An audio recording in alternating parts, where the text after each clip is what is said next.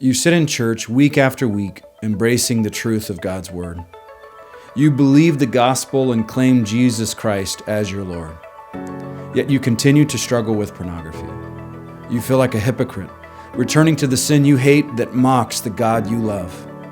You desperately wonder, is lasting freedom even possible? Yes, you can overcome pornography, but not alone. 2 Timothy 2:22 says, "Now flee from youthful lusts and pursue righteousness, faith, love, and peace with those who call on the Lord from a pure heart." Only by repeatedly running from sin to Christ with other believers can you hope to enjoy lasting freedom. You can live with purity and integrity. Take courage, seek accountability, and do whatever is necessary. Get equipped at accountable2you.com. I have a heart that breaks for a dying city. Stop cursing your future. Is not true. For all intents and purposes, I am a woman. No government, no political system has ultimate supremacy. Jesus is King of Kings, and it's about time our nation returned in humble submission to his lordship. You are not protecting women. You are authorizing the destruction of 500,000 little women every year. But I didn't start it. But sir, with all due respect, that's the argument of a 5-year-old. I didn't start it. Right, when the Spirit comes upon people, they go to war, they go to battle, and the enemies of God are driven back and they're slaughtered. You are listening to CrossPolitic with Gabe Wrench, the Water Boy, Pastor Toby Sumter, and the Chocolate Knox. Hey, y'all, welcome to CrossPolitic Live at University of Idaho. That's nice. Go Vandals. Joe Vandal. Thank you all for coming. I'm the Water Boy. This is Chocolate Knox, and this is Pastor Toby, and the mic fits Knox better than it fits me. That's why I took it off the handle. I'm going to hold my own mic. It's probably a good idea. Gabe, you know how old you are? I'm not a 5-year-old. I know that. You're so old that you thought the Bruce Pittman Center was the Sub. It was. It's true. Hey. We ended up in the wrong building. The Bruce Pittman Center used to be the Sub the Sub when I was here. I was here in 2002, and I graduated in 2005. It took me 6 years to get through college, and University of Idaho was my third college. And that's also why I ended up in the communications department. Oh. It was me, a couple feminists, and all the football players. And no joke. I mean, I'm not that's not funny. It literally was. No, that's funny. That is funny. So I am a cherished alum here. They love me. Oh. University of Idaho. We'll see if they have you back. This. And when I was up on campus, one of the things we never do this. I never do this. But up front, what we want to press with you is that without God, without a seeking of truth, without finding truth, the wheels will fall apart. Okay, that's the big idea. When I was here in 2002 to 2005, all the social justice stuff was going on. Like the social justice Me Too culture was nothing new to me and not surprising to me when it started going, full force in 2016, 17, 18. And so that was my classroom experience. I mean, I major in communications. I took classes like human diversity and stratification, aging and sex, gender and sex, I think is what it was. And again, it was me and a couple feminists and football players just trying to get through class so they could play football. So what was your excuse?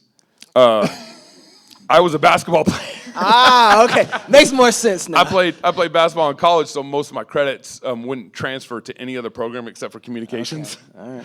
Also, true story. and so that was in my college. I mean, I remember human diversity and stratification was a Wednesday night 3-hour course, and that's all it was about. What are your thoughts on social justice? What are your thoughts on this? What are your thoughts on that? And I would give her my thoughts, and I would get D's on the paper. Seriously, and my thoughts were good, innovative, and then they didn't want to be that diverse. No, they didn't. Yeah, they didn't want my diversity. They didn't want my thoughts on social justice. They wanted me to parrot whatever was going on in class, And that same teacher, for those of you who don't know the history of my church, Christ Church in Kings Cross in town, we also used to do a history conference up here on campus.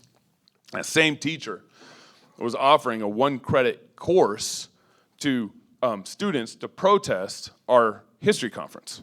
And our history conference was up in the old sub ballroom where we ended up first. The real sub. The real sub. What I know is the real sub. And I remember, and the class was called something like civil disobedience, or so protesting our history conference, I guess, was some sort of form of civil disobedience. But I remember walking out of the protest and seeing my teacher with some of my classmates, and a woman with a wedding dress on giving me the middle finger because I was some sort of supposed racist. I walked out with Chris Washington, one of our Black Greyfriar students at the time, and it was just the weirdest thing. So that was kind of the context. One other example, I had a 400 level class. That was a senior level class. I made it that far, and I remember doing the teacher assigned a half-hour presentation and report on a political leader, and so I thought for fun I would choose Abe Lincoln, and the teacher graded my paper, and on the paper he said, you didn't cite enough sources. You didn't cite, I think he said something like more sources, enough sources, something like that. And my paper was all quoting Abe Lincoln. That's all it quoted. And he gave me, the only reason why I got an 80 is because I had a foreign exchange student doing that project with me, and she couldn't write in English. She couldn't type in English, so I ended up doing everything. And of course, it ended up being my thoughts on Abe Lincoln, not hers. And she probably didn't really have any. I got her in trouble, basically. But my teacher, that same teacher, wouldn't meet with me outside the classroom, wouldn't respond to my emails. It's university policy to respond to student emails within 24 hours, and I couldn't get any conversation with any of my professors on this stuff. Probably the most weirdest experience I had in the classroom was I was taking a communications class, and they showed a 30-minute video on women's circumcision in Africa. Somehow it was some sort of power structure. Her whole point was look at the male power structures over in Africa and look what they do to women. And, I kind of wonder how she'd think about the transgender movement now, because she was against it then. Is she against it now? I don't know. And so that's the backdrop, and that's been going on. Longer than me. I was here 2002, 2005, but universities from the beginning were Harvard. Harvard's motto, most universities were founded steeped in Christian values, Christian efforts, Christian vision of how to inculcate truth into its student. Harvard's mission statement, 1642, says, everyone shall consider as the main end of his life and studies to know God and Jesus Christ, which is eternal life. That's Harvard. Harvard's president just got fired for being an anti-Semite, basically, and plagiarizing. And so university culture, the whole point of universities was to seek truth, find truth, and defend truth. And we don't have that anymore. Right.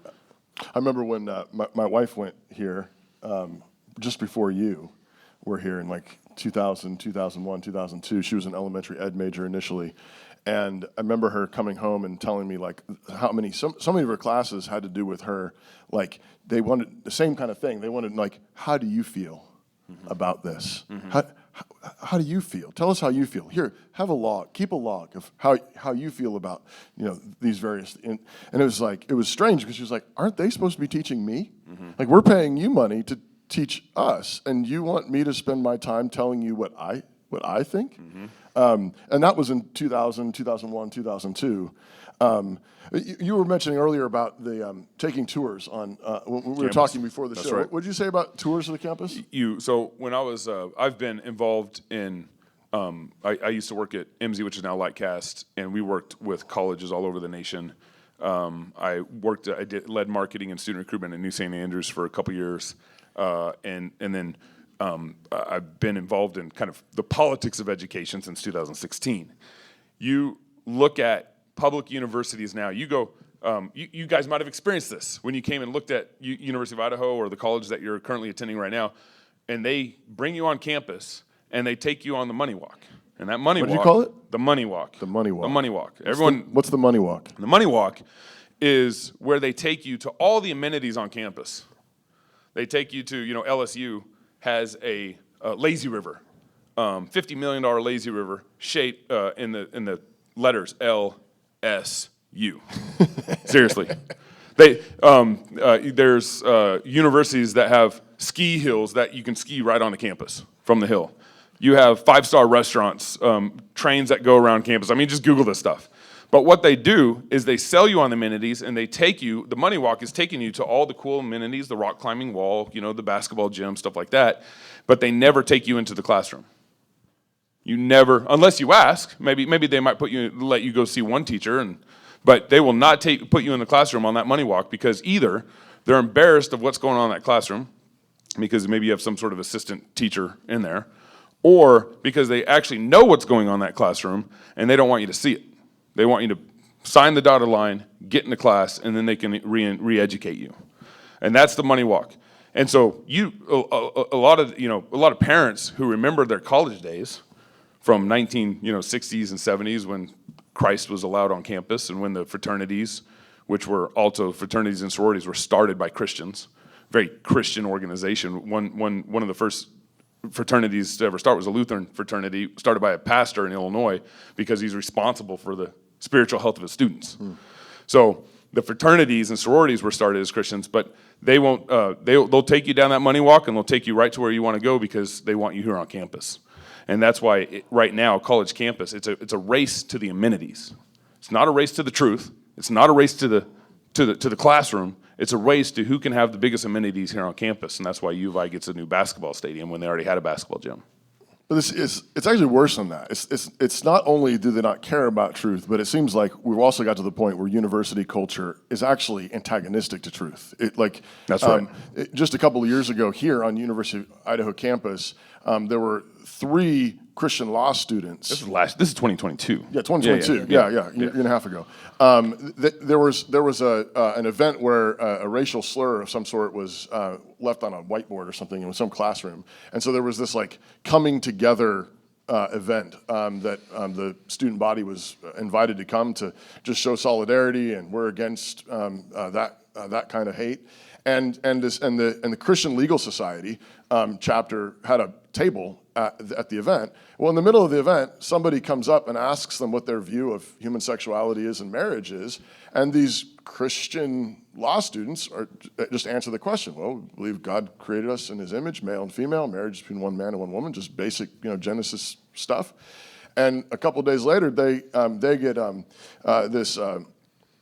What do you call it? A no contact order against them. Yeah. With that student who came to them and asked the question. With the student that had asked them questions. And they didn't have an opportunity to answer their accuser, didn't have an opportunity to defend themselves, so they don't have any recourse but to sue the university.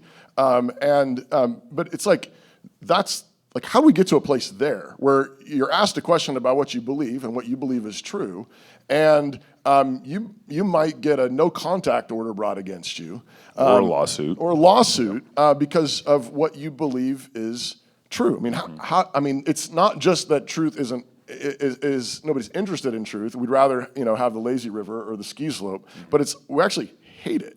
Anymore, the more you speak the truth, the more you act. I mean, I don't know. I mean, how you all feel, but it's not.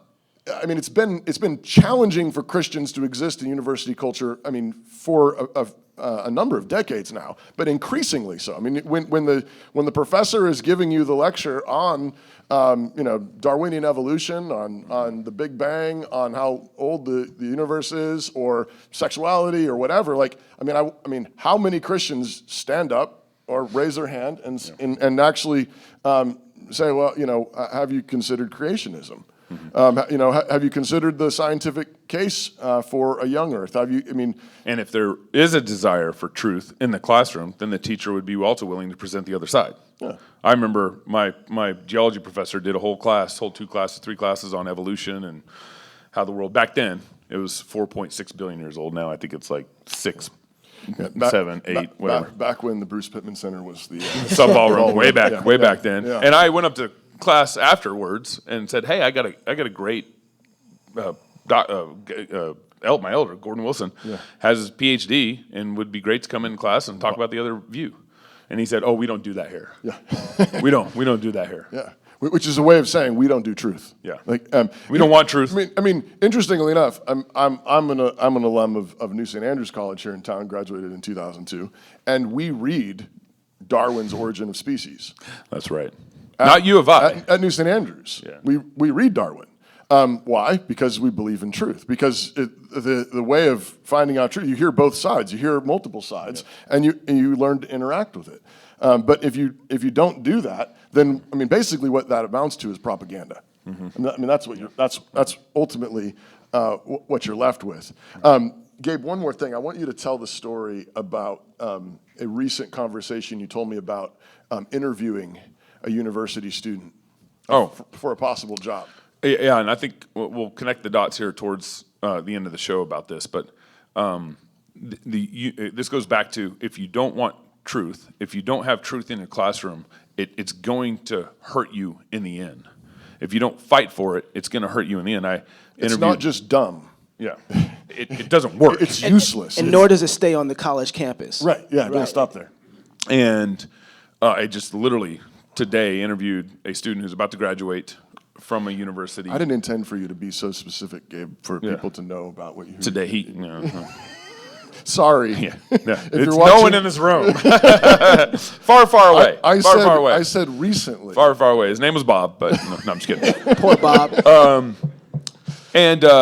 I was interviewing him about a possible marketing job for Fight Laugh Feast Network, and I just asked him, I was like, have you taken any classes on how to manage social media and social media strategies and marketing strategies? And he's like, no. I was like, have you taken any classes on content creation? Could you write a script for me? No. Have you taken any classes on video editing and basically basic marketing skills that you need for the workforce? And then he just kind of rattled off. He's like, no, that's why I need a job, is because I need to learn these skills. But I have a degree in marketing. But that's what he was admitting. He was saying, I'm here at this university not getting taught what I need to get taught for the workforce. But he knows about microaggressions. Yeah, and safe spaces. So connect the dots of how you get to the point where you give up truth and you can't get a job. Yeah. Or you don't have work skills. So here's my thesis, and I'm curious to hear what you guys think. So I think everybody has a master narrative. Everybody's working with a master narrative about the way the world is. Everybody in that sense actually believes in truth. They believe that the world is a certain way. And I think that modern university culture has largely embraced a master narrative that everything is fundamentally a power struggle. That's the master narrative. Everything is fundamentally a power struggle. And there are those with power and those without power. There are those who have a voice, is why you hear, give them a voice, and those who do not have a voice. There are those like white Christians. Gabe, don't tell them the ruling class, the lower class. I mean, you have this dynamic. Everything is divvied out in terms of power dynamics, because that's the master narrative. The master narrative is that everything works in terms of power and who has power and who doesn't, the haves and the have-nots. But this is back to your point about Harvard. The original universities were not built this way. The original universities were built on a master narrative that truth sets humanity free. That's right. So it wasn't first and foremost a power struggle, but it was rather that if you know the truth, then you can build truth. You can understand the way the world works, and you can transcend your current circumstances. It will actually literally set you free. Truth is what allows people to have liberty. Truth is what allows people to transcend maybe where their parents were or their grandparents were. They can learn real facts about the way the world really works. And apply them. And they can apply it. And they can apply this to their, and this is mathematics, this is engineering, this is science, this is medicine, this is the history, all of these things. And this is because truth is objective. And the thing that I want to press here about being objective means that truth is available to everyone. That's right. Truth is available to everyone. Truth is not something that is only available to one class of people. Truth is not something that's only available to one nationality or one sex. There's a term for this. It's standpoint epistemology, where it's only available to you to you. Yeah, that's right. Right. But I think if power is the fundamental reality, then it is necessarily limited to those who have it.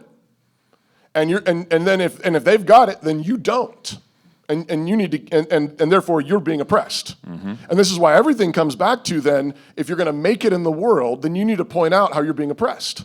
You need to point out how someone else is taking advantage of you, or using you, or not giving you an opportunity. But that becomes the focus of a university. That becomes the focus of an education because, well, that's the way the world works. If that's the way the world works, then you need classes on where all those microaggressions and oppressions are happening because that's how the world works. But and you need the cultural safe spaces on campus for the feminists, in order to do for the Black Lives Matter student groups on campus. And the last thing here, just real quick, and then I want to hear what you guys think, because I'm just a preacher and that's what I do. That's what you do. I just preach. That's what I do. Preach. But if I think the other thing that's related to all this is that I think materialism is one of the other major factors at work here.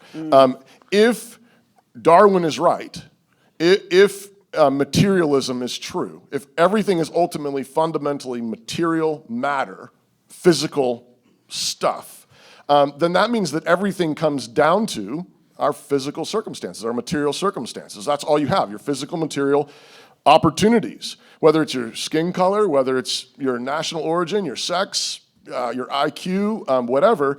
And the thing about that means, what that means is that you're not then fundamentally responsible for you. You're a victim of your circumstances. You got the genes you got. You got the pigment in your skin you got the shape of your nose that you got the sex that you got, whatever.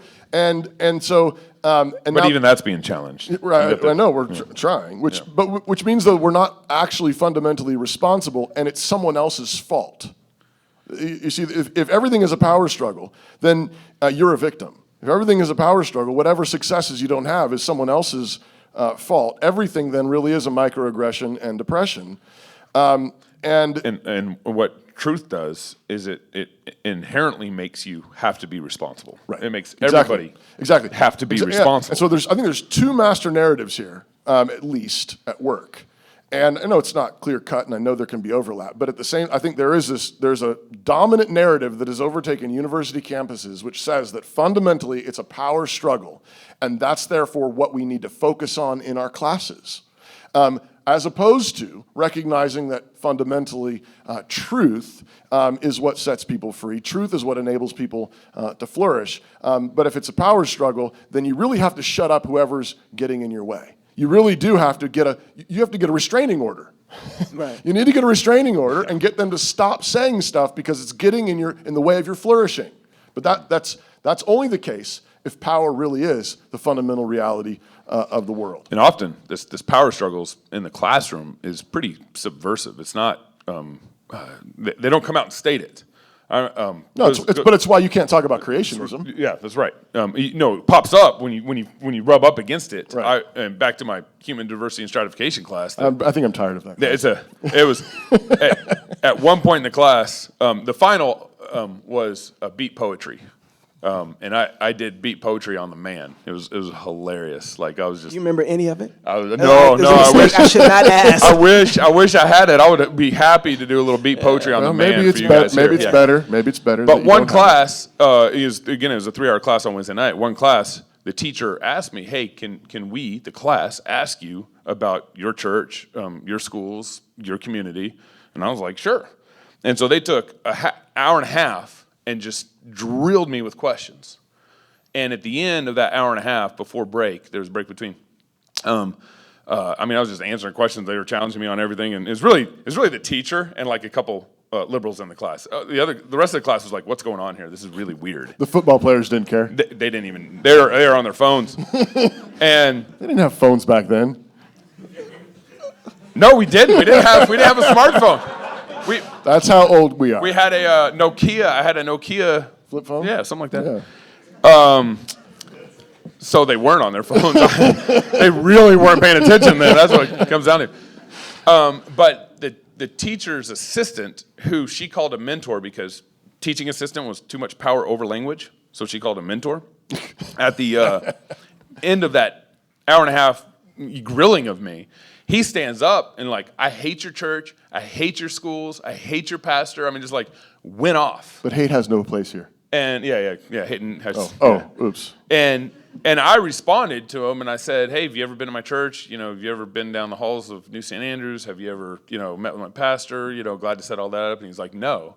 And I just looked to the rest of the class and said, hey, these are the kind of people that are lying about us in the community. They don't see anything. They don't experience us. They don't go visit us and see in the flesh what's really going on. And the teacher got on me in front of the class. The teacher said, don't you ever talk to my mentor like that again in front of class. But what was hilarious about it is the whole class just saw what happened. Yeah. He looked like a clown and she looked like an idiot. And the whole class was like, really? You're gonna chastise Gabe for what the mentor just did? So, but those are the kind of power dynamics that happen. The mentor, not the teaching assistant, but they're still running those same power dynamics in the classroom. And if you stand up and bring a counter narrative, you're going to rub up against those power dynamics. But you have to, and part of the reason part of the reason that you have to is because this really has real world consequences. When Gabe was talking about the guy interviewing for a job, that's bad, but he will develop a certain set of skills eventually, and he'll get to a place where he can get a job. He's going the right direction. He's going the right direction.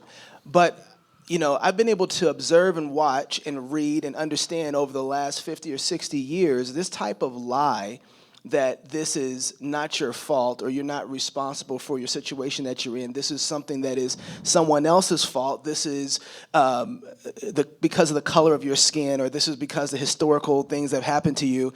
You can't get out of this situation. You're stuck here unless you start exercising your power to take it from someone else.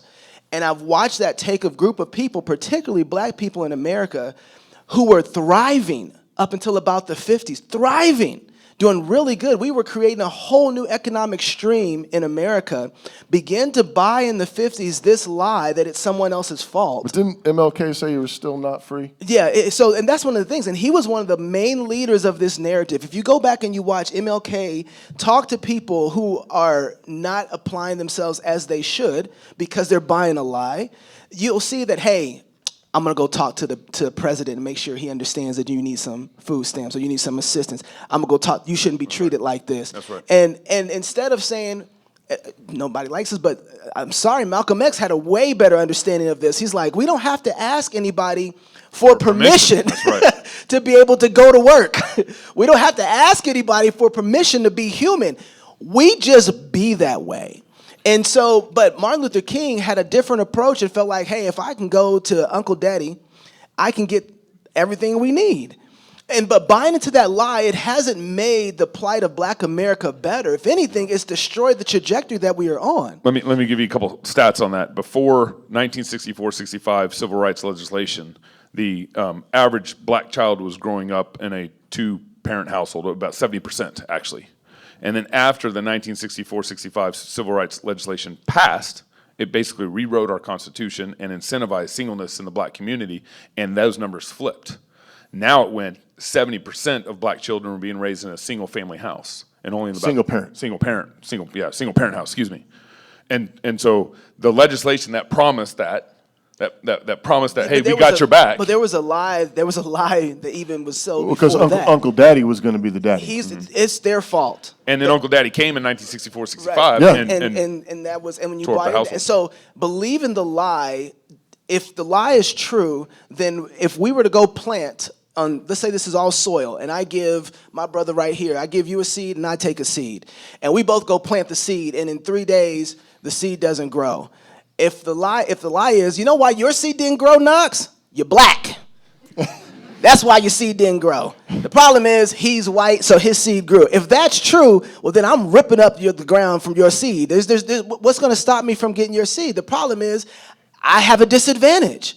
But if it's true that the world does not work that way, and that if I put a seed in the ground, it grows just like if you put a seed in the ground, then guess what the race is? Who can put the most seeds in the ground? Who can find the ground? Who can work? Who can engage? Be responsible? Who can be responsible for watering that seed? And then who can make that seed valuable to the next guy? And when we had that understanding that comes from the way that God has made man in his image, made to work, made to toil with the ground, made to produce goods and services for other people that are valuable. Based on the truth. Then you get something like Black Wall Street before black people could vote. What's Black Wall Street? Black Wall Street, I love talking about Black Wall Street. I love it, it's awesome. Black Wall Street was developed in 1920, early in Oklahoma. In Oklahoma, they had this huge, everybody was doing well and kind of in that area a little bit. But particularly in Oklahoma. Texas is right there, that's why everybody was doing well. They were fleeing Texas, and so they did well in Oklahoma. Let's just make that clear. So you had the oil boom going on there in Tulsa area.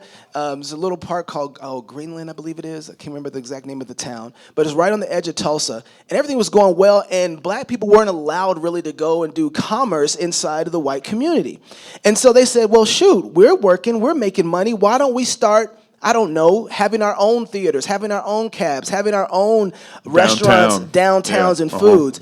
And they worked so hard that they created this economy that drew the whole world to it. And even the people who didn't like them came and did business with them because their goods were so good. And so at that point, nobody cared about color. Their favorite thing was green.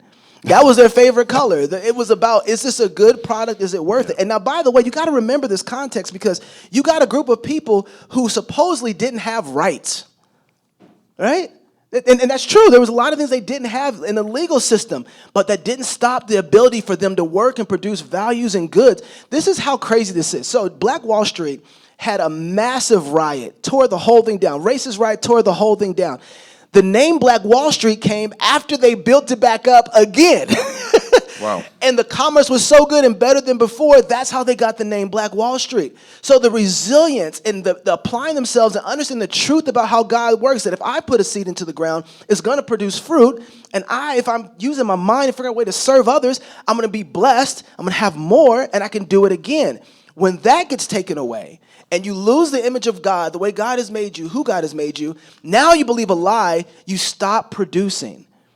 You stop giving, you stop making, and because you think it's someone else's fault, and you start taking. Booker T. Washington didn't solve his problems by creating safe spaces. Right. You know, sleeping pods, and Wazoo has sleeping pods over there. I don't know if you guys have slept in one. Are sleeping pods just for sleeping in, or they're just taking a nap during the middle of because it's stupid. hard. Yeah, it's really hard. It's really hard. Yeah. It's just stupid. But it's hard to be faced with so much truth. A lot of these guys who came out of slavery, they came out and started taking responsibility for themselves, taught themselves how to read, taught themselves, well, he started the Tuskegee Institute. Yeah. And didn't put any safe spaces in that building. There probably is now. But one of the other things that he said was, Booker T. Washington was the one who said, the thing that we want to do is we want to make ourselves indispensable. That's right. That's what you want to do. So no matter what situation you're in, no matter how you've been mistreated, no matter how you've been forgotten, no matter how the things are stacked against you, what you want to do is you because you live in God's world, you have access to truth. You have access. You got two hands. You can work. And what you want to do is you want to work in such a way that you've got what other people around you need. And that goes back to the Black Wall Street situation.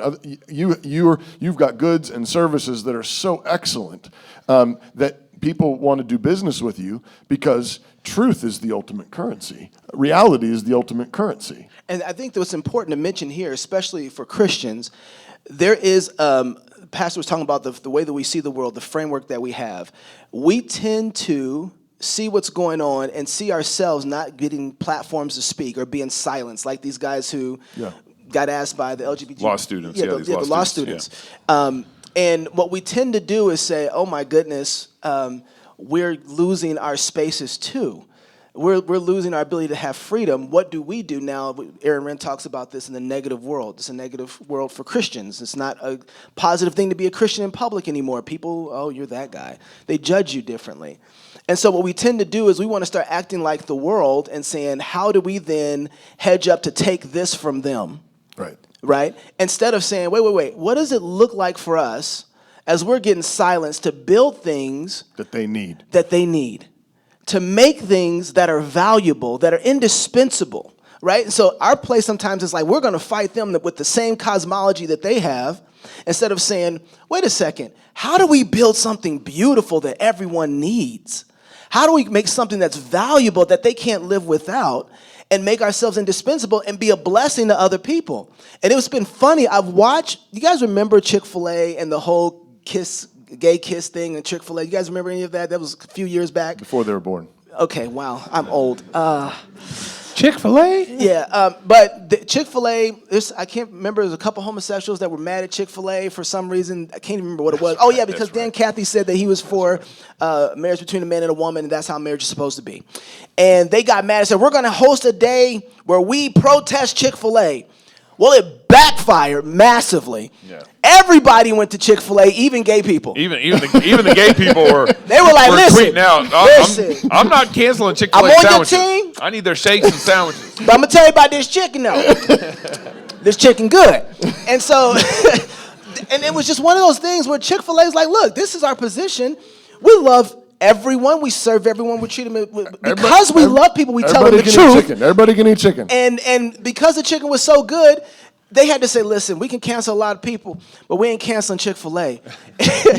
And so it's just one of the things is like, okay, your goods and services are so good, where even the people, it makes your enemies to be at peace with you in a lot of ways, right? But that's when you hold to the truth of what God says, you operate in faith, knowing that if you do this, man, this is so important. We operate knowing that God has given us promises, that if we do those things, he will fulfill those promises. And we do that knowing that the road ahead almost looks impossible. How are we going to get out of Egypt? We don't have no army. Well, have faith and trust in God, and I'll get you out of Egypt. I'm going to make him send you out with gifts and with money and with wealth, and I'm going to kill him in a river. It's going to be amazing. We're like, really? Yes. Have faith. Trust the Lord, and he will do what he says he's going to do if we believe his promises and have faith. And having faith means operating knowing that those promises are secure.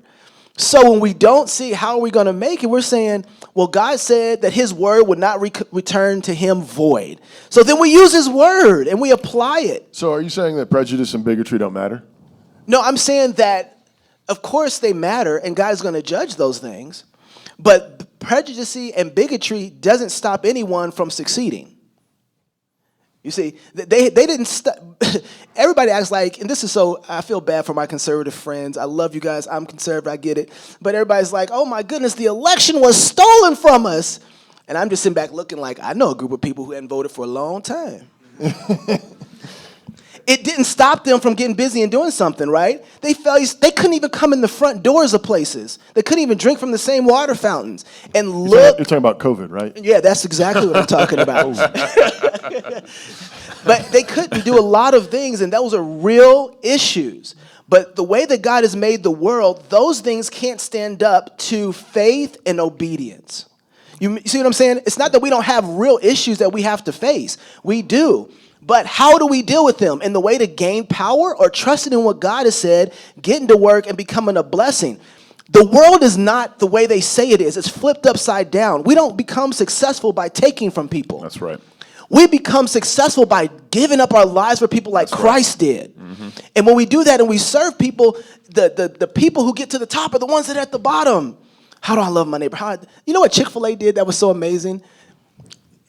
They told everybody who came to Chick-fil-A that was gay, they were going to give them free food. They were going to serve them. Do we disagree with you? Dan Cathy didn't change his position. Nope, marriage still between a man and a woman. Ain't changing that. That's it. I want you to know Jesus so much. I'm going to give you a free chicken sandwich. Do you know they showed up? And they had people who were there to evangelize and minister and listen.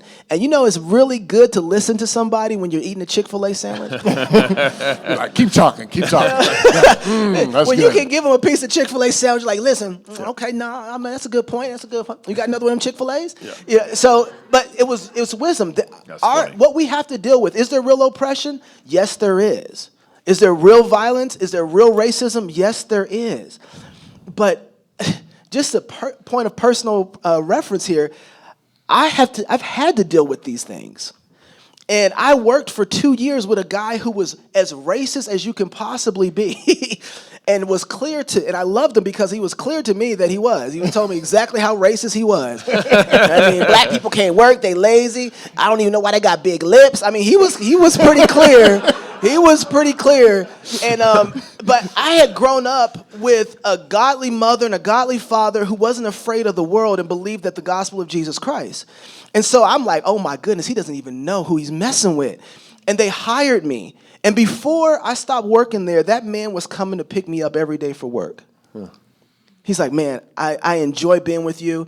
I've not met anybody like you. And he's like, you've changed my whole perspective.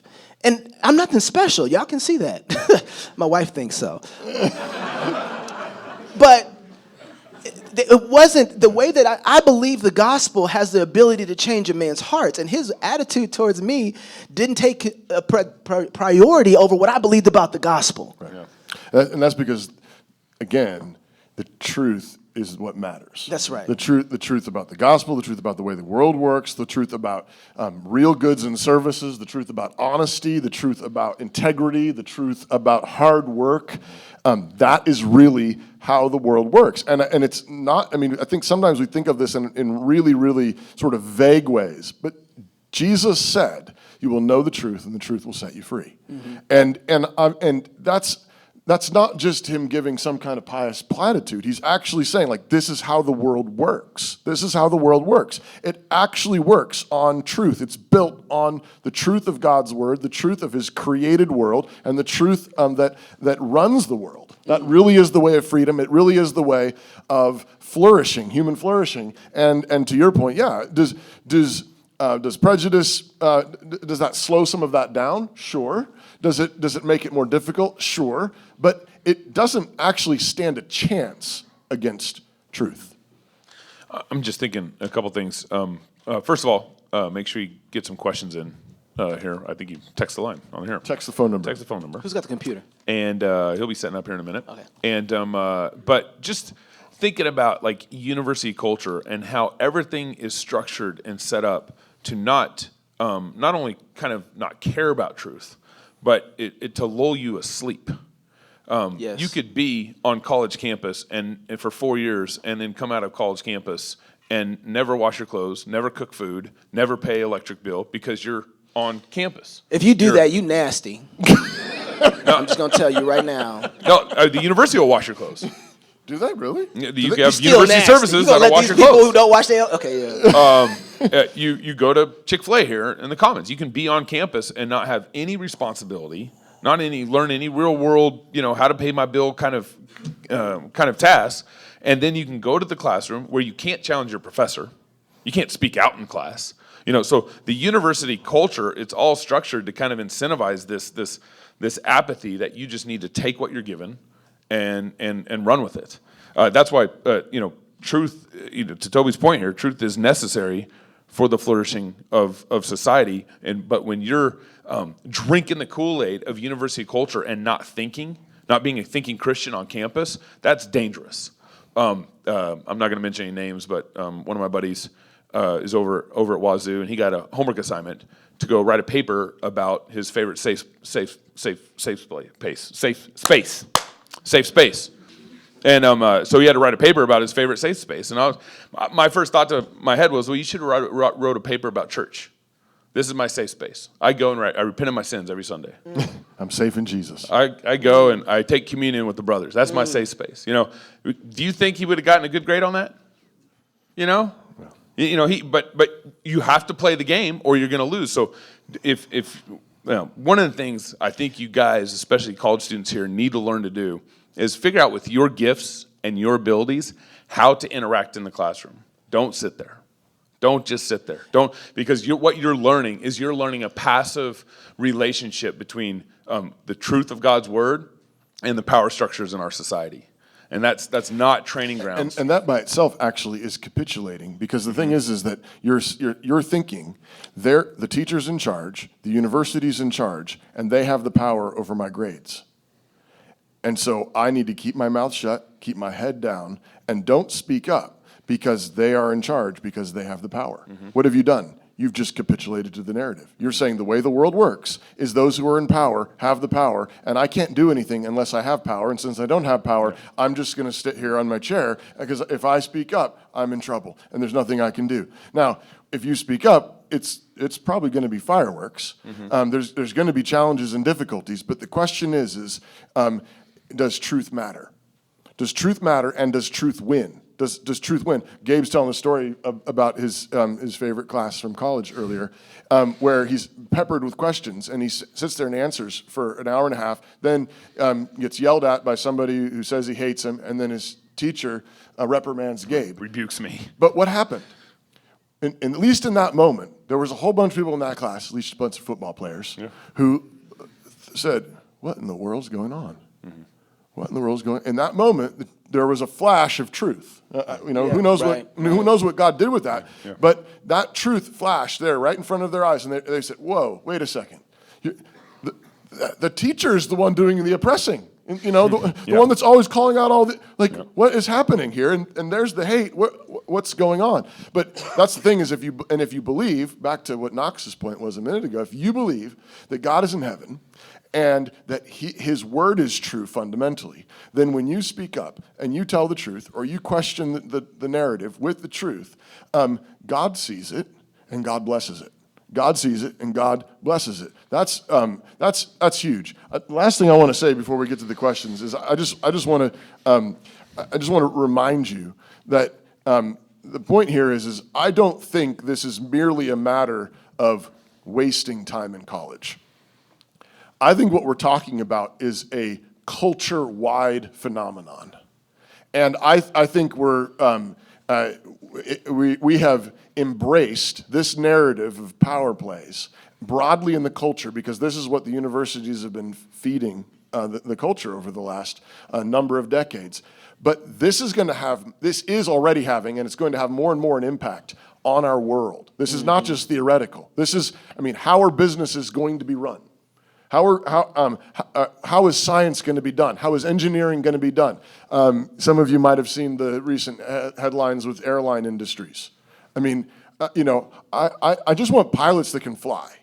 Right. And that's I really don't care too much. But I do want the door stays on. I want people who know how to fasten down rivets and keep doors on planes and make the plane go up and make the plane come back down. That's what I want. But if the main thing, if the most important thing is being aware of the power struggles between various racial groups or various ethnicities or various sexualities or sexual orientations, you better believe that truth is the casualty. Truth is the casualty. And soon you will be too. And pretty soon you will be too. Pretty soon you will be too. It's funny as you talked about. This has real world consequences. It's funny as you talk about that. I was just thinking, Gabe, you ready for questions? You make your point. I was just thinking about that. We were dealing with this in churches before they ever got to the cockpit. Yeah, you had Matt Chandler talking about he'd rather have a black 7 than a white 8. But you have to explain the whole thing. That doesn't make sense to anybody. So Matt Chandler, I know. I just like saying things. And I know. Google it. Go Google it. Matt Chandler is a Reformed pastor, I believe, is in Texas. Yep. And they're doing a lot of church planting, and they basically went woke and started buying the whole narrative. That you have to have a certain number of black elders and white elders and Hispanic elders or whatever. And they hired a firm, a consulting firm, to help them identify elders in their church. Right. And so they said, with DEI stuff in mind. And so the firm comes back and says, listen, man, you got these qualified guys over here, but they're not black. And so what do you want us to do, and how do you want to select what's going on here? We got some black guys, and they're good, but they're not as good as these other guys over here. And since it's so messed up that we even have to categorize it like that, so that's how messed up it is. But he's like... Didn't Paul just say, be a husband of one wife? Don't get drunk. Would you rather have, He rated them. They're the qualities. The qualities between... He's like, all right, what do I have here? Is it a black 7 or a white 8? Or he's like, what is it? He's like, I'd rather have a black 7 than a white 8. And that's how he's rating spiritual leadership. And I'm thinking, as a person who is... And so if Knox is the elder at his church, what is he to Matt Chandler? Well, no. He doesn't know. Forget being an elder. Do you want to be a member there? You mean to tell me I could have had better pastor? but you chose one because of the color of his skin, and now I'm going to hell? Oh, no, I'm not doing that. I mean, you think about it. It's like, wait a second. As a person who has situations, listen, my divorce ain't black. My divorce is divorce. It doesn't have a color. You know what I'm saying? I need help with my soul. Your sin doesn't have a color. My sin doesn't have a color, right? It needs spiritual help. And I need the guy who knows the most and is most capable with the word of God to help me. If we're fighting against the enemy, it's like, you want a white 8 sniper or a 7 black sniper? I don't care. I'll take a 6 Chinese lady. Give me the guy. We're in trouble. Give me the guy who can kill the other guy the best. That's who I want. And so, but now we've gotten all the way to the points of pilots. But we need guys in dresses. That's what we need. And that's guys in where we're dresses. doing. And so not having the truth is detrimental to all of our safety. Oh man. All right, what do you got for questions? So there's a couple questions around this. I'll just start here. Do you think that STEM studies will go down the same liberal route that humanities have at secular universities? And I think they already are going down that. Yeah. I mean, look at the hospital charts. Yeah. You know, this guy identifies as a woman on a hospital chart. They do that now. Right. And the nurse comes in and reads the chart, and it says woman, and she looks over, and it's a man. I mean, she knows it's a man. You know, does she treat him with estrogen, or what do you do? It's already doing it. COVID would be a great example of this, where like that. I mean, that's where this is going. It's getting, I think right now, getting bought by big pharmaceutical companies are being bought by millions and billions of dollars, which is why Pfizer has all the most exciting commercials during the Super Bowl. Because they're buying the networks. They aren't. Yeah. They aren't but advertising their stuff. They're buying the networks. But that's the beginning of it. The other piece is more anecdotal. The Smithsonian had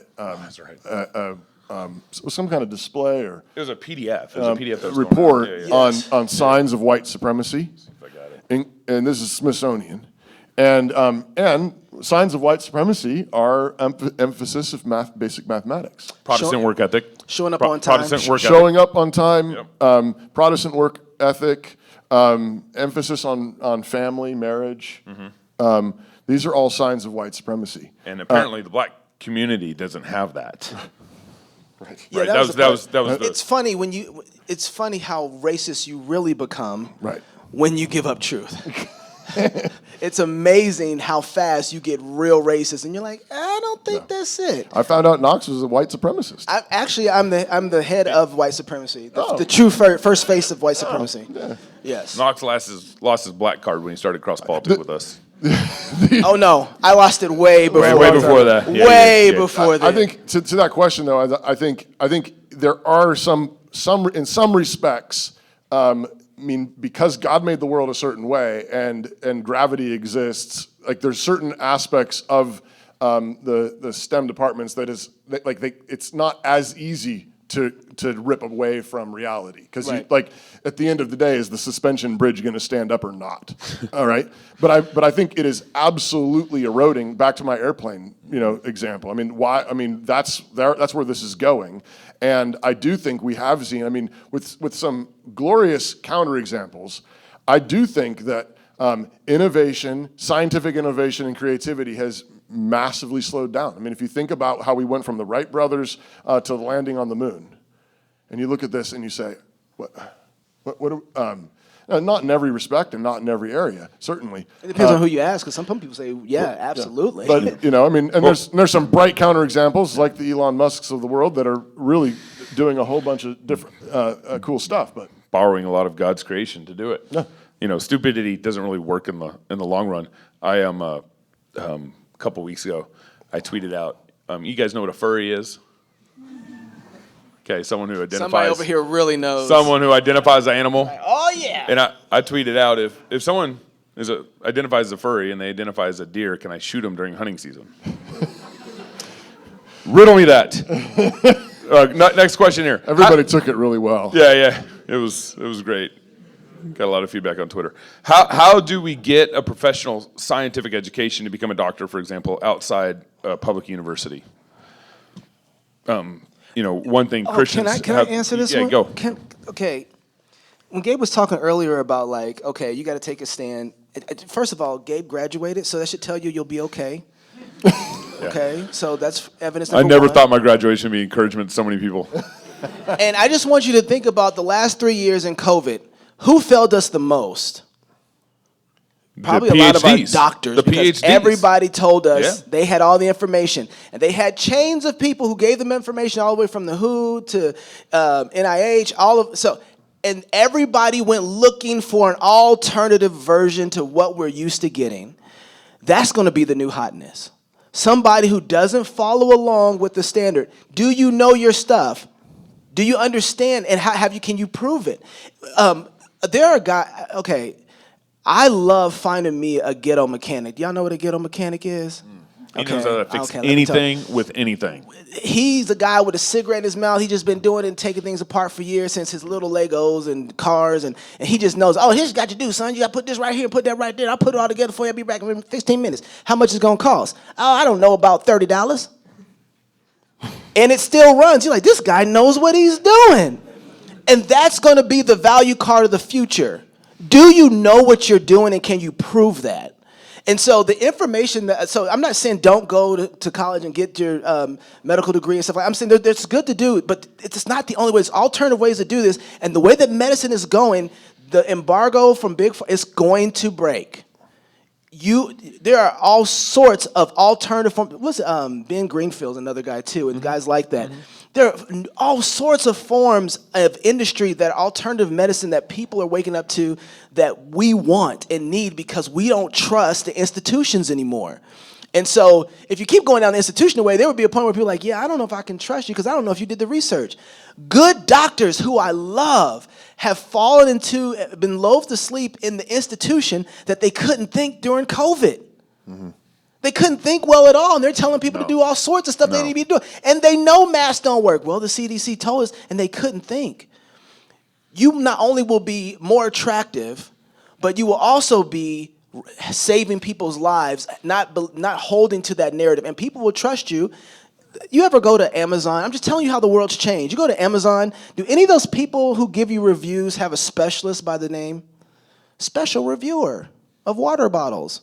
How many times have you read them like they do, though?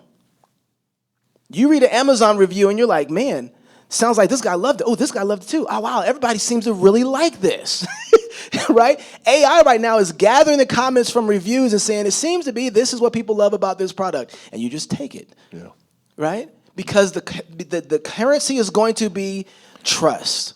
Can you prove that you can do what you can do, and do you know what you're talking about? Related to this, I would say, and this is happening in a lot of industries, but I think it's happening in medicine in particular, where I think people who care about the truth are finding each other. That's right. And so there are these sort of, I don't know what you want to call it, these networks. That enclaves. Enclaves.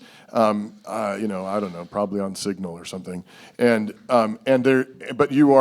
people are finding each other. They're realizing, okay, there's people who are just doing whatever they're told mindlessly. Yeah. And then there are people who are thinking and they're working together and they're finding one another. And I think there are pockets of thoughtful people who believe in truth and are willing to just say, wherever the truth takes us, that's what we're doing.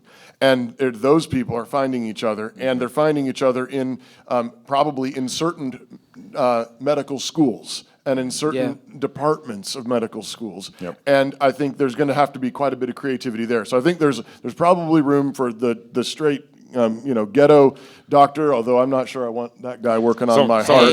Someone asked the question, would you trust a ghetto mechanic on a knee replacement? Yeah, so right now there's actually a doctor out in Oklahoma who's doing surgeries on knees and shoulders. He's bringing up Oklahoma. Yeah, it's not in Black it's Wall close Street, Texas. And it is a white guy, but that's okay. But in Texas too, and I think that there's a group here who's trying to do that as well. Surgery Center, based off the same thing in Oklahoma. Out of the traditional environment and into its. We know a guy right now who in Alabama who's got basically his own what do they call it? Emergency care centers and care hospitals basically. Yeah. That are privately owned, and because he has everything in one building, he's able to do everything immediately. Get your lab work, get your x-rays, get whatever you need in the same day to be able to serve you. And he had So- major higher-ups in Facebook and Google flying I just want you to know, family members out there to get help in COVID. the ghetto mechanic has to prove himself more than anybody else. Because if his stuff don't work, everybody know about it. Yep. Right? Hey man, He get that ghetto 1-star review. But everybody knows. But if his stuff work, his lot will be full. Yeah. And that's the one thing too. They'll fix it if it don't work. Right? Not that you want to hear that. I'm just saying. But let's act like that's But the point is, I think we're using the term ghetto mechanic, but what we're trying to get at is building your own infrastructure, being anti-fragile, and growing in an industry in a way where you're going to be get high demand over time, where you aren't participating in a crazy medical industrial complex. You know when you go to the restaurant and like there's nobody in there, you're like in a new town and you're like, what's wrong with this restaurant? Mm-hmm. But you see this little hole in the wall and it's like jam packed, and you think this is where we need to go. Pull over. So where do we draw the line when it comes to education when it has no foundation of truth? Is it really worth it to go to college with that secular cosmology? No. Pastor. Yeah, I mean, everything's going to depend on a number of details, but I would say It's so nuanced. That's good. We're at the place though that there should. I mean, I think if there was a time in which it just sort of was like the default was go to college, that would be good for you. I don't think we should have that default anymore. I think our what we should be interested in is learning and truth, and then we need to find out where we can get it. And I think sometimes you can get that still by being very selective of which courses you take and all the rest of it in the program you're in a secular university. But I think your default needs to be basically, I've got to be very, very careful and very, very selective. The other thing to remember is because of the state of things, our friend Andrew Krapischutz, who is the CEO of Red Balloon, a local job posting website, redballoon.work. Shout out. Redballoon. They didn't even pay for that. Yeah, that was a free one. But his company has done a couple of recent surveys, and That's right. And it came back at where like just surveying employers who are hiring people, and a college degree is basically not any leg up anymore. And some of that's because industries are changing so fast, but some of that's also because you got guys like the graduate that Gabe interviewed recently who got a degree and the degree doesn't actually match his skills. And so there are a bunch of employers are saying basically that doesn't tell me what I need to know. It doesn't help. It doesn't. I look at that and wasn't there some percentage of them where they were even like. I actually am a little bit like doubtful. If you have a college degree, I'm sort of worried that you might be it might be worse. Yeah. So I think we have to just recognize that we need to be searching for truth. We need to be searching for actual skills that we believe that we need, and then pursue that 110%. But it's anymore going to be a lot more hodgepodge. Okay, I just want to say one more thing to this, and then we can move on. But this is really important. This doesn't apply to every industry, but I will say it applies to most of them. Can you get a full college degree for $30K? I don't think you can you? Full $30K? I mean, if you combine it like community college or something. Okay, so maybe. But I went to 2 community colleges. I should know. But let's just say for a second, that's your education is $30K. Take that $30K, find the industry that you want to be in, walk up to the door. I will pay you $30K to teach me how to do this, and see who doesn't let you in. Because then you're going to be like, I shouldn't be there anyway. Who wouldn't take $30K? I'll take $30K. I'll work my butt off. If I don't work hard, you can fire me. Yeah. And then see if you don't get through the door. Like there's other ways to get the education than the traditional way. And it seems like we're going to have to learn this the hard way. Yeah. Well, and I mean, there's a number of things there, but like the culture of work and hard work and effort coming in this next generation. They want to work their own hours. They don't want to come in 8 to 5. I mean, there's this whole next generation that's been taught at college. Gabe, they're right in front of you. They're right in spoon-fed. front of you. You're going to talk about them like that? I'm not assuming it's them. Okay. But have been living that university lifestyle that's very disconnected from the world, and then they go to get a real job, and they go like, oh, I got to work from 8 to 5. I got to be there 8 hours a day. I get a half-hour lunch break. Those are real things that are happening. What kind of that dynamic in the 90s and early 2000s is the job market was tight. And so one of the ways the industry would kind of filter out applicants was to be, well, if you don't have a 4-year degree. Yep.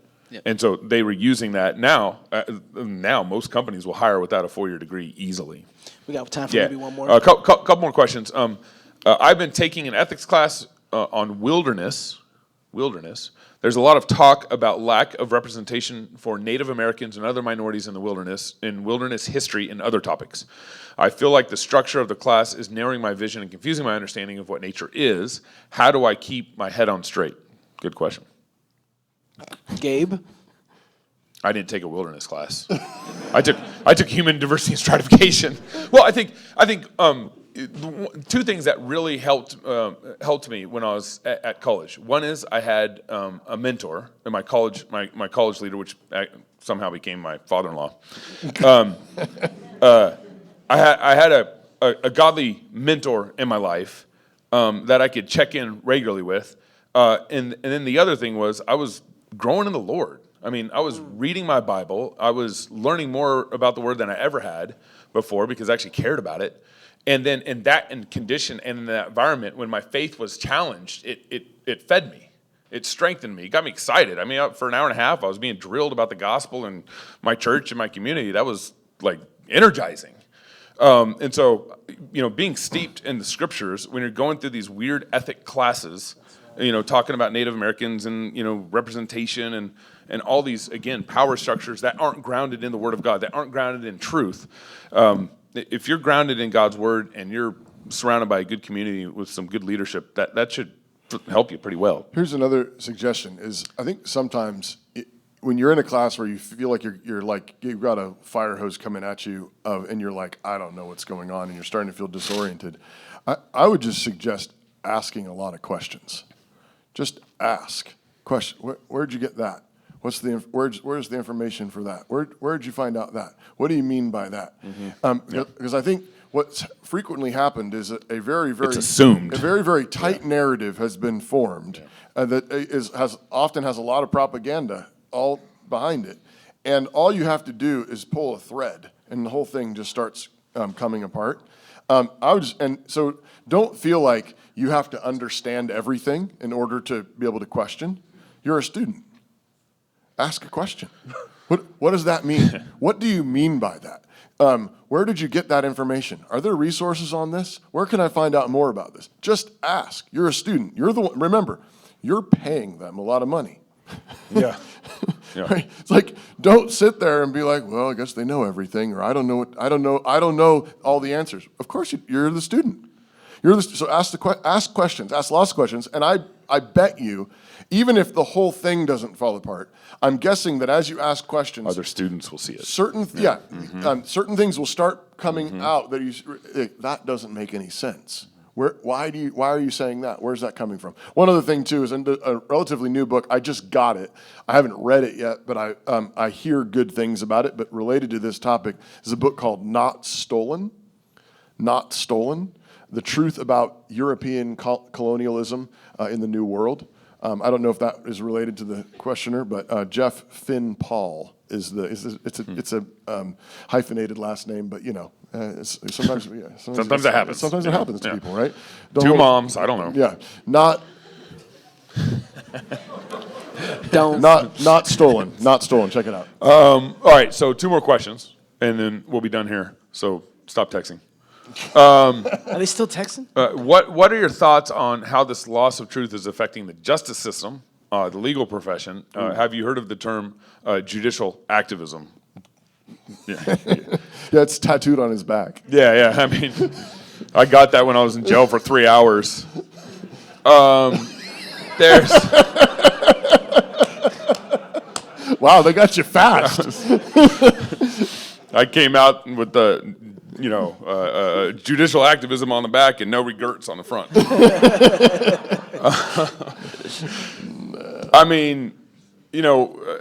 There's so much here. Judicial activism. Right now, pro-lifers in Tennessee have been convicted of the FACE Act. They could spend up to 10 years in jail. They have a liberal appointed judge that convicted them. It'll get appealed, but it could, if they get convicted and they go to jail, the appeal will happen while they're in jail. That appeal could take up to 3 years. Tell the story about the Colorado case that we just interviewed somebody on. It went up to the Supreme Court. Voting. Taking Trump off the. What was the? So Trump in Colorado was. And this is not like some kind of Trump endorsement. I'm just pointing out judicial activism. Go ahead. No, well, okay. Finish it. They brought up charges to Trump on the 14th Amendment, basically that he was participated in an insurrection in D.C., and therefore, if found guilty in Colorado, which he was found guilty, that he wouldn't be allowed to be on the ballot under the 14th Amendment insurrection clause. Right. And the trial, Trump didn't show up. The trial was an activist, some random expert witness attorney, a district attorney, and then some random expert witness that was a university professor talking about the 14th Amendment. And then what was allowed as evidence in the trial was was a bunch of hearsay. The whole trial was a joke, and then that was what went up to Supreme Court. But it was initially appealed to the Colorado Supreme Court, and they upheld it. The Colorado Supreme Court upheld that. The same Supreme Court that went after Jack the cake baker. Yeah. It's all the stuff. Locally, here in our town, I had to fight for 3 years for my First and Fourth Amendment rights. Right now, my buddy Nate is still dealing with his kid who were putting up free speech stickers in town, and he's going to he went to the Supreme Court. The Supreme Court brought it to a district judge, and so right now his case on putting stickers up on poles, which all college students do. There's no stickers on any poles. There's no stickers anywhere anymore. In town here. Is right now before a liberal district judge appointed by Clinton or Obama, one of those guys.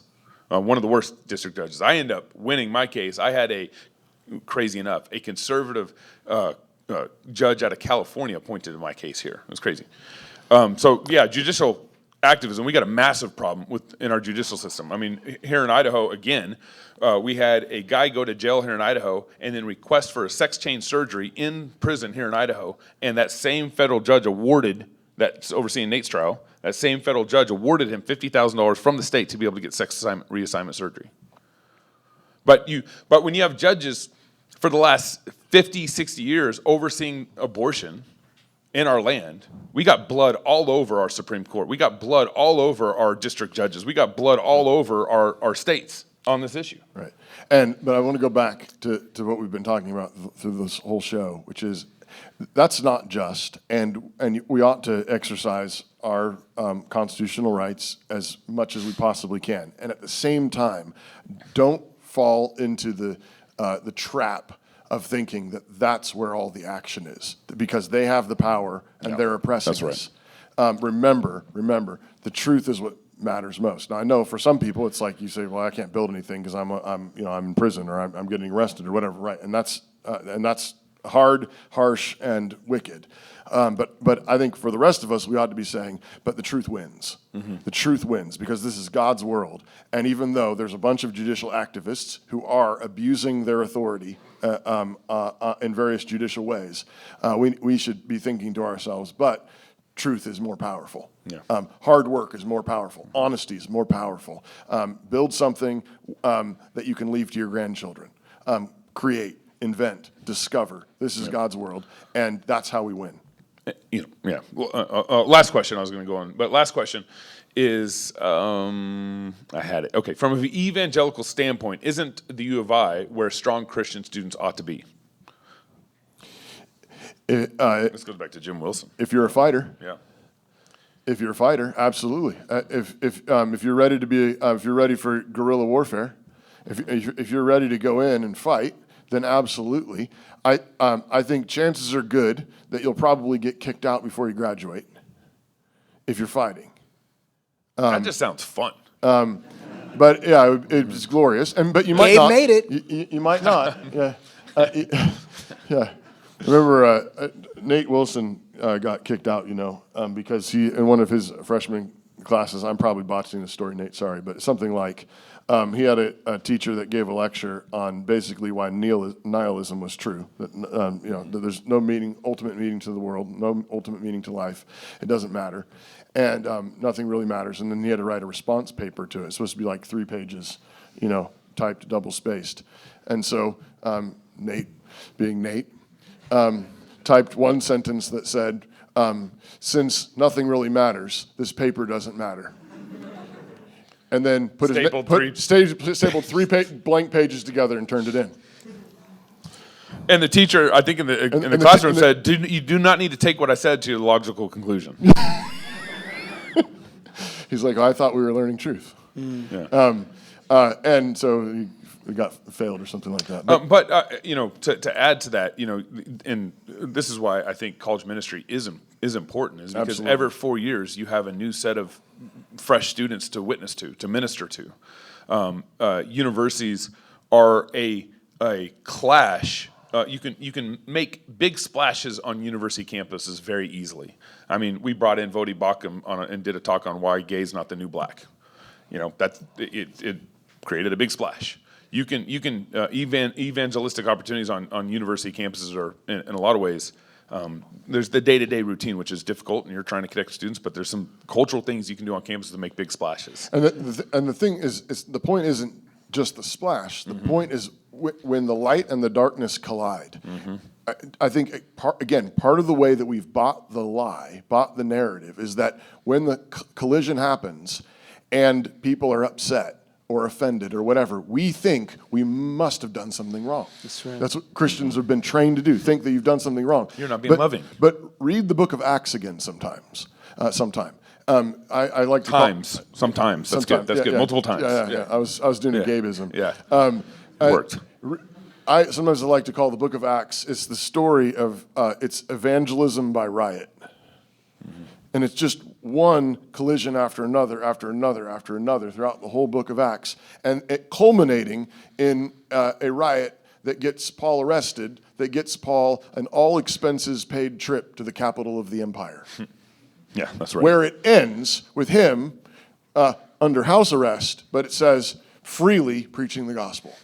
Right? Beautiful. So now you've got to guard your heart and not be angry and not be bitter, and because we need to be full of the Holy Spirit. But when you're full of the Holy Spirit and you tell the truth, you need to expect the collision. You got to expect the fireworks. You got to expect that splash, and that's the moment where you think, all right, now people are going to get to see the truth. Now people are going to get to see the truth, and that's that's when you need to be thinking, and now we're winning. Think of all the massive decisions you guys are going to make, college students are going to make between the ages of 18 and 24 or 25, whatever. You're going to if it takes you 10 years to graduate. Yeah, like me, 6 years. You're going to likely decide, where you're going to go to college, what kind of church member you're going to be outside the house, not living under mom and dad's roof. You're going to decide likely who you're going to marry, what job you're going to get for the next 5 years, 10 years life. What career you're going to go down. I mean, there's massive decisions happening in your life right now.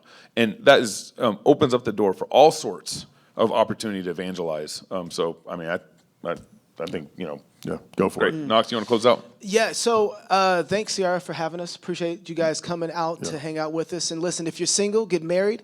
If you're married, have you some kids. And if you have kids, go baptize them. Until next time we're invited, love God with all your heart, soul, mind, and strength. Love your neighbor as yourself. Go fight, laugh, and feast. This is CrossPolitic. Thank you, guys. Thank you.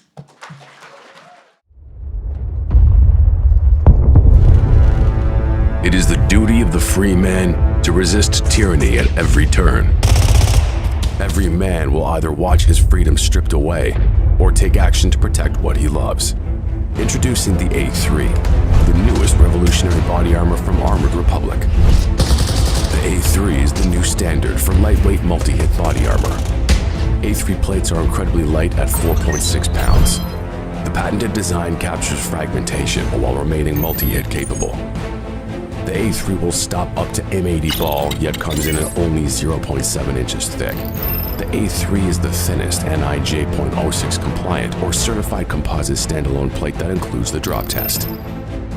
The A3 is the first of its kind, patent pending, that combines an alloy strike face with polyethylene backing, revolutionizing body armor technology by providing strength and durability while remaining sleek and maneuverable. The A3 is the new standard in lightweight body armor. The fight against tyranny just got stronger.